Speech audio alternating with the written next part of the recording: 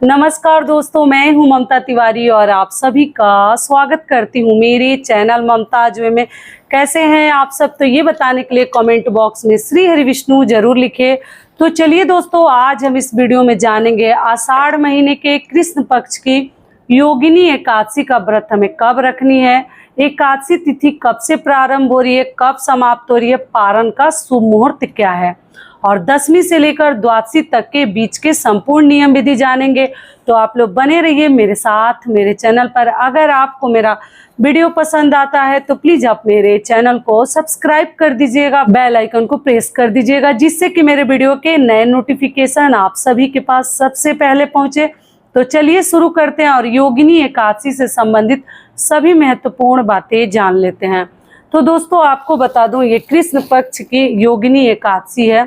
जो लोग कृष्ण पक्ष की एकादशी का व्रत नहीं करते वो अपना देख लेंगे, केवल रोटी वगैरह उस दिन खाकर भी और पूजा करके आप लोग व्रत का संपूर्ण लाभ उठा सकते हैं। और जो लोग दोनों पक्षों की एकादशी करते हैं, यानी कि कृष्ण पक्ष और शुक्ल पक्ष की, वो अपना करेंगे। पहली बार इस व्रत से आप लोग व्रत मत उठाइएगा, ठीक है। एक तो अधिक मास है, दूसरे में कृष्ण पक्ष की एकादशी से नहीं उठाते। तो आपको बता दूं, इस साल 2026 में आषाढ़ महीने की कृष्ण पक्ष की योगिनी एकादशी 2 दिन लोग व्रत रख रहे हैं। कुछ लोग 10 जुलाई को रख रहे हैं और कुछ लोग 11 जुलाई को रख रहे हैं। 10 जुलाई यानी गुरुवार के दिन जैसे नहाय खाए पड़ेगा और 10 जुलाई को शुक्रवार के दिन लोग व्रत रख रहे हैं। तो देखिए, आपको बता दूं, गृहस्थ के लिए 10 जुलाई को है एकादशी और वैष्णव जन के लिए 11 जुलाई को है, दिन शनिवार के दिन। तो आप देख लीजिएगा, लेकिन कुछ लोग 11 को रखेंगे, कुछ लोग 10 को रखेंगे। और हम लोग तो हमेशा से पहला व्रत रखते हैं, लेकिन कुछ लोग कहते हैं कि 10वीं युक्त है, तो आप अपना देख लीजिएगा। लेकिन 10 जुलाई को पहला व्रत है एकादशी का। अगर आप लोग चाहें तो गृहस्थ के लिए है, कर सकते हैं। ये क्लियर हो गया। शुक्रवार को एकादशी का व्रत पड़ा है, तो यानी कि हमें गुरुवार के दिन बाल धोने का नियम मतलब जो 10वीं तिथि के नियम का पालन हम 9 तारीख को करेंगे, 9 जुलाई यानी गुरुवार के दिन। तो उस दिन बाल वगैरह दोस्तों आप लोग मत धोइएगा, बुधवार के दिन बाल धो लीजिएगा। और मान लीजिए लहसुन प्याज खा लेते हैं तो गुरुवार के दिन सिर के ऊपर से केवल स्नान करके भी आप लोग व्रत रख सकते हैं। गुरुवार के दिन हमें बाल नहीं धोनी है, इस बात का आप लोग ध्यान रखिएगा। और 10वीं तिथि के नियमों का पालन गुरुवार के दिन करेंगे। शुद्ध सात्विक भोजन करेंगे। भोजन में लहसुन प्याज, मसूर की दाल, मूली, बैगन चीजें हमें नहीं खाकर व्रत रहनी चाहिए। तो आप लोग ध्यान रखिएगा, 10वीं के दिन ये सब चीजें ना खाएं। और चावल वगैरह आप 10वीं के दिन खा सकते हैं। और रात्रि में कुछ लोग सूर्यास्त से पहले भोजन कर लेते हैं, रात्रि में नहीं खाते हैं, लेकिन ऐसा कुछ नहीं। आप चाहें तो रात्रि में चावल छोड़ के ऐसे रोटी वगैरह खा सकते हैं 10वीं के दिन। तो ये हो गया 10वीं के दिन के नियम। और जो लोग मान लीजिए कि 11 तारीख को व्रत रखेंगे, वो अपना 10 तारीख को 10वीं तिथि के नियम का पालन करेंगे एकादशी के दिन। तो देख लीजिएगा, आप जिस दिन रखेंगे उसके एक दिन पहले आपको 10वीं तिथि के नियम का पालन करना होगा। उसके बाद दोस्तों हम शुक्रवार के दिन व्रत रखेंगे, यानी कि 10 तारीख को। और जो लोग मान लो शनिवार के दिन रखेंगे, वो अपना उस दिन रख के पूजा पाठ करेंगे। आप लोग शुक्रवार के दिन व्रत रख के और विष्णु भगवान की पूजा कीजिएगा, जल दीजिएगा। तुलसी जी की भी पूजा उस दिन आप लोग दूर से कर सकते हैं, जल वगैरह नहीं चढ़ानी चाहिए एकादशी के दिन।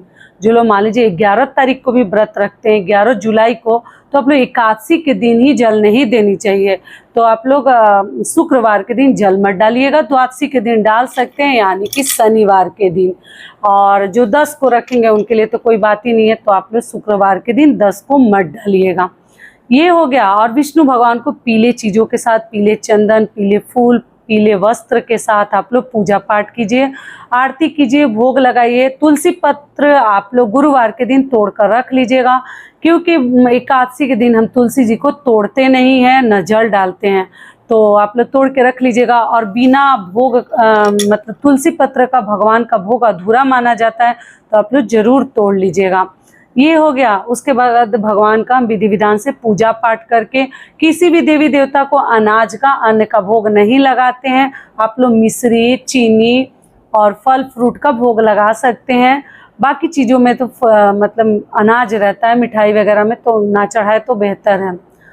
ये हो गया। उसके बाद अगर आपको दान वगैरह करनी है तो फलाहारी चीज़ों का ही दान कर सकते हैं, अनाज का नहीं कर सकते हैं। ये दोस्तों फलाहारी व्रत होता है, जलहारी होता है। आप जल फल पे एकादशी का व्रत कर सकते हैं, लेकिन नमक नहीं खाया जाता है। आगे आप अपना हेल्थ देख लीजिएगा, उसके अनुसार डिसीजन लीजिएगा। फिर अगले दिन यानी शनिवार के दिन हम पारण करेंगे।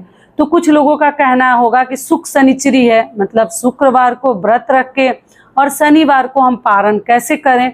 तो देखिए, शुक्र शनिचरी का यही नियम होता है कि शनिवार के दिन अगर आप पारण करते हैं तो आपके पति और बच्चे नहीं देखने चाहिए। पारण बना लीजिए, भगवान को भोग लगा दीजिए और उसके बाद से दोस्तों आप लोग अनाज वगैरह का दान कर लीजिए, जो भी दान करना है।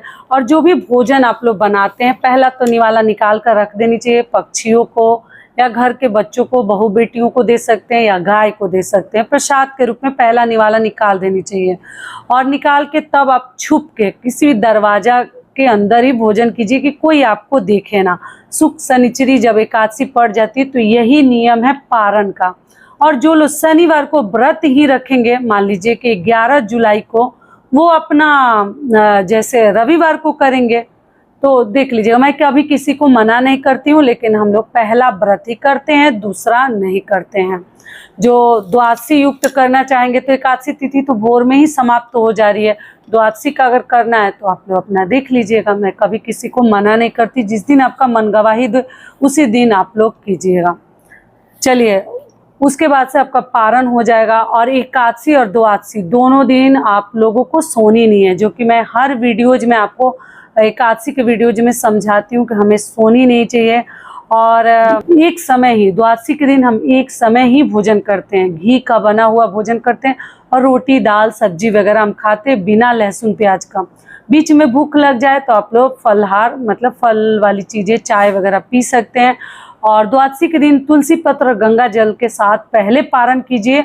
उसके बाद मान लीजिए कि मतलब भोजन थोड़ा देर से भी बनता है तो आप लोग खा सकते हैं, ठीक है। और कुछ बहनें पूछती हैं, दीदी अगर हम दोपहर में भोजन करना चाहें तो बीच में क्या फल ले सकते हैं? जी, आप बीच में फल ले सकते हैं, कोई दिक्कत नहीं है, लेकिन अनाज केवल हमें एक समय ही खानी चाहिए। और रात्रि से दोस्तों आप लोग सरसों तेल, लहसुन, प्याज द्वादशी के दिन सब खा सकते हैं। अब आपको एक चीज़ और बता दूं, जब इस प्रकार से एकादशी का व्रत पड़ जाता है ना दोनों दिन, तो कुछ लोग दोनों दिन व्रत रखते हैं। तो आप देख लीजिएगा, अपने शारीरिक क्षमता के अनुसार कार्य कीजिएगा। दोनों दिन रखना इतना आसान नहीं है, हेल्थ का ध्यान रखते हुए डिसीजन लीजिएगा। तो दोस्तों आपको बता दूं, सबसे पहले मासिक शिवरात्रि और प्रदोष का व्रत कब है? आषाढ़ महीने के कृष्ण पक्ष का ही किया जाता है। तो 12 तारीख को, 12 जुलाई को है, दिन पड़ा है रविवार। रविवार के दिन हम एक ही दिन दो व्रत पड़ा है दोस्तों, दोनों व्रत का लाभ मिलेगा। मासिक शिवरात्रि का जो लोग करते हैं और जो लोग प्रदोष का व्रत करते हैं, दोनों व्रत एक ही दिन पड़ा है रविवार के दिन, यानी कि 12 जुलाई को आप लोग व्रत रखिएगा, पूजा पाठ कीजिएगा। सारी बातें क्लियर हो गई। चलिए अब आगे जान लेते हैं एकादशी तिथि कब से प्रारंभ हो रही है, कब समाप्त हो रही है, पारण का शुभ मुहूर्त क्या है। और दोस्तों दोनों दिन के एकादशी का पारण का शुभ मुहूर्त मैं आपको बता दूंगी। जो लोग 10 जुलाई को रखेंगे उनके लिए भी बता दूंगी, और जो लोग 11 जुलाई को रखेंगे उनके लिए भी पारण का शुभ मुहूर्त बता दूंगी। तो ध्यान पूर्वक आप लोग समझ लीजिए। तो दोस्तों आपको बता दूं, एकादशी तिथि प्रारंभ हो रही है 10 जुलाई दिन शुक्रवार को सुबह 8:16 से, और एकादशी तिथि समाप्त हो रही है 11 जुलाई दिन शनिवार को सुबह 5:22 पर समाप्त हो जाएगी। तो जो लोग भी मान लीजिए 10 जुलाई को अगर एकादशी का व्रत रखेंगे तो 11 जुलाई को दोपहर में पारण करेंगे। पारण आप 1:50 से लेकर 4:36 तक पारण कर सकते हैं। और जो लोग मान लीजिए 11 तारीख को यानी कि 11 जुलाई दिन शनिवार को व्रत रखेंगे, वो 12 जुलाई दिन रविवार को पारण करेंगे। पारण का शुभ मुहूर्त होगा सुबह 5:32 से लेकर 8:18 तक आप लोग पारण कर सकते हैं। तो आशा करती हूँ ये वीडियो आप लोगों के लिए बहुत अधिक लाभकारी होगा। फिर मिलती हूँ एक नए वीडियो में, तब तक के लिए नमस्कार। स्वस्थ रहिए, सुरक्षित रहिए और जहाँ कहीं भी रहिए खूब खुश रहिए। धन्यवाद।